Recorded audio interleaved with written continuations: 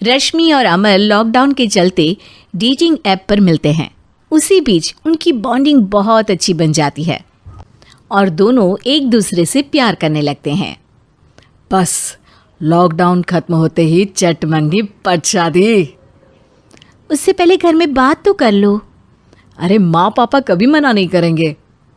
अमर की बात सुन रश्मि खुश हो जाती है। ऐसे ही दिन बीतते हैं और देखते ही देखते लॉकडाउन खुल जाता है, जिसके अगले ही दिन अमर अपने परिवार के साथ रिश्ता लेकर रश्मि के घर पहुंच जाता है।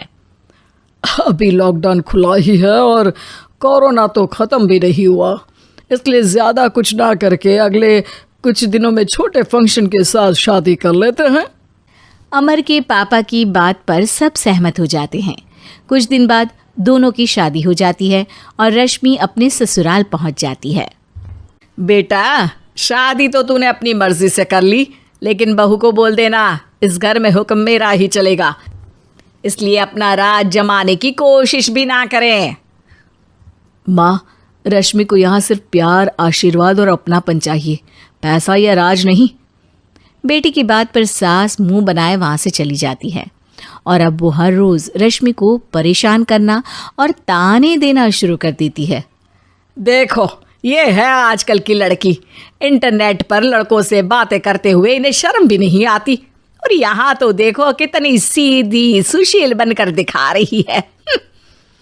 मम्मी, शादी के रिश्ते वाले इंटरनेट ऐप से जब किसी को कोई दिक्कत नहीं है, फिर डेटिंग ऐप के जरिए मिलना किस तरह गलत हो सकता है? रश्मि के डेटिंग ऐप वाली बात सुन उसकी हैरान सास तुरंत तुनक कर पूरे घर को सिर पर उठा लेती है, जिसकी आवाज़ सुन अमर और उसके पापा भी वहाँ आ जाते हैं। हाय मेरी माता, इतना बड़ा झूठ! डेटिंग ऐप को इंटरनेट के जरिए मिली है बोलकर इस कलमुही को मेरे सर ला बिठा दिया। अरे नास पिटी, तुझे जरा भी शर्म नहीं आई? वहाँ न जाने कितने लड़कों से गुलु गुलु करके तुझे मेरा ही लड़का मिला था फंसाने के लिए। माँ, मुझे तो समझ नहीं आ रहा क्या बोले जा रही हो। डेटिंग ऐप इस्तेमाल करना कोई अपराध नहीं है, और तुम रश्मि को ऐसा कैसे बोल सकती हो? मैं भी तो था उस ऐप पर। पहले उसके लिए माँ से झूठ बोला और अब लड़ाई कर रहा है। सास और अमर की बात सुनकर रश्मि हैरान खड़ी रहती है। अमर, तुमने घर में झूठ क्यों बोला? ये सब देख रही हो ना, इसी की वजह से झूठ बोलना पड़ा।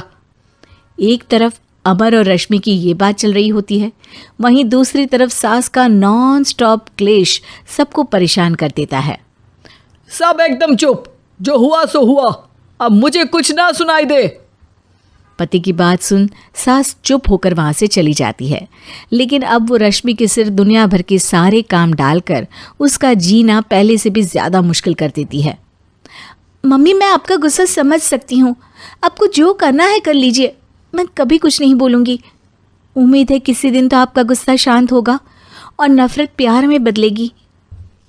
रश्मि की अच्छाई को उसका नाटक समझकर सास गुस्से के 7वें आसमान पर चढ़ जाती है और उसी शाम रश्मि को नीचा दिखाने के लिए अपनी सहेलियों को घर बुलाकर उसकी बुराइयां करने लगती है। अरे कौशल्या, क्या बताऊं, आजकल के बच्चे ना बहुत एडवांस हो गए हैं। पहले रिश्ते घर परिवार वाले सब देख परख के कराते थे, और अब ये लोग खुद न जाने कहाँ कहाँ मिलकर खुद ही सब कुछ पक्का करके हमें बता देते हैं। लड़की का कैसा दिन धर्म, कैसा ईमान, कैसा चरित्र कुछ नहीं पता, बस प्यार किया और घर लाकर बिठा देते हैं।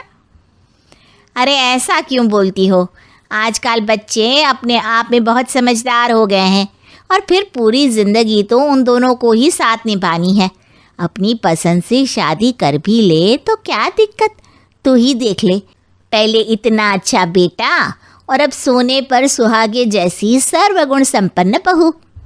और पता है, अभी कुछ दिन पहले मेरी बेटी ने मुझे डेटिंग ऐप के बारे में बताया, जहाँ लड़का लड़की अपनी पसंद से अपने आप एक दूसरे को चुन लेते हैं, और फिर अगर सब सही रहता है तो बात आगे भी बढ़ जाती है। अरे इसमें इतना खुश होकर क्या बता रही हो? ये तो गलत है। न जाने कौन क्या है, कितना झूठ कितना सच है। अरे पर सोचो, जब तुम किसी के बताए रिश्ते को देखने जाते हो तो क्या एक ही बार देखने से सच झूठ का पता लगा सकती हो? ज़रूरी नहीं कि बच्चों का लिया फैसला हमेशा गलत हो। अरे बहुत बार हमसे भी तो गलत फैसले होते हैं ना।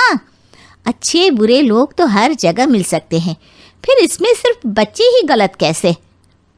सहेलियों की बात सुन सास सोच में पड़ जाती है और इसी तरह कुछ दिन बीत जाते हैं जिसमें ना तो वो रश्मि को परेशान करती है और ना ही कोई ताना सुनाती है, जिसे देख रश्मि परेशान हो जाती है।